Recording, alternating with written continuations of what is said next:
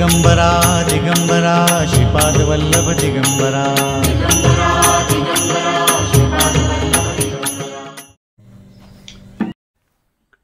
अवधूत चिंतन श्री गुरुदेव दत्त। आज्ञा गुरुवार दिनांक 5/10/2017 वेळ 6:20। या युगामध्ये गुरुनिश्चयता दृढता निश्चयता या युगामध्ये गुरुनिश्चयता दृढता महत्त्वाची आहे। ज्या भक्तामध्ये निश्चयता व दृढता आहे त्या भक्ताच्या संचिताचा नाश अल्पकालावधीत होतो व दुःखाचे निवारण होते। योग्य अशा वेळी त्या भक्तास यातून मुक्तता प्राप्त होते। गुरुकृपेने त्याच्या जीवनातील अंधकार दूर होतो व दिव्य अशा प्रकाशात वाटचाल करतो। या युगामध्ये गुरुकृपा खडतर असली तरी पूर्ण संचिताचा नाश करणारी आहे। खडतर भक्ती मार्ग असला आपल्याला तरी सुद्धा पूर्वसंचित किंवा आपलं भोग समाप्त करणारं फक्त दत्तमाऊली म्हणजेच गुरूंची कृपा ही जीवनात आपल्या अत्यंत महत्त्वाची आहे। ह्या गोष्टी आपण समजून घ्या। अवधूत चिंतन श्री गुरुदेव दत्त। दिनांक 31/8/2017 वेळ 6:58। भक्ती मार्गामध्ये वाटचाल करीत असताना भक्तामध्ये अहंकारी वृत्तीचा नाश होणे आवश्यक आहे। ज्या भक्तामध्ये अहंकारी वृत्ती आहे असा भक्त माझ्या कृपा दृष्टीस पात्र होणे अशक्य आहे।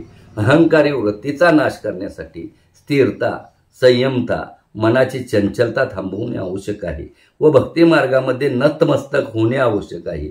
ज्यामध्ये अहंकारी वृत्ती आहे तो भक्त भक्तीमध्ये वाटचाल करणे अशक्य आहे व कठीण आहे। तो त्यामध्ये स्थिरतेत सामावतो व काही सर्व षडविकाराच्या बाहेर पडण्यासाठी गुरुकृपा होणे आवश्यक आहे। षडविकारातून ह्या बाहेर पडायचं असेल तर गुरुकृपा होणं गरजेचं आहे। अहंकार बाळगून चालत नसते माऊली। आज भगवंताने एवढं कार्य देऊन तुम्ही बघताय आम्ही सामान्य प्रमाणे राहतोय। कुठलाही महाराज म्हणून किंवा मी एक वेगळा म्हणून असं कधीही नाही। फक्त हे महाराजांचं प्रबोधन सांगत असतानाच मी पंढरी कपडे वापरतो, अन्यथा मी कधीही कुठलंही वापरत नसतो। ही बी तुम्ही बघताय। इथं अहंकार सोडलेला आहे आम्ही। का तर महाराजांनी स्वतः सांगितलंय तुझं स्थान बघून वाग। ही एक आज्ञा मी थोडीशी कमी केली आहे। का जर स्थान बघून वागायचं म्हणलं तर सामान्य माणसापर्यंत जायचं का नाही असं सुद्धा कोडं होऊन बसतं। म्हणून आम्ही बघताय तुम्ही एवढं सामर्थ्य मिळून एवढं भगवंताचा संवाद होऊन सुद्धा आज आम्ही आमचं परिवार सामान्य माणसाप्रमाणे राहत असतंय। ह्याचा माऊली विचार करा। प्रत्यक्ष भगवंत येतात, भगवंत बोलतात।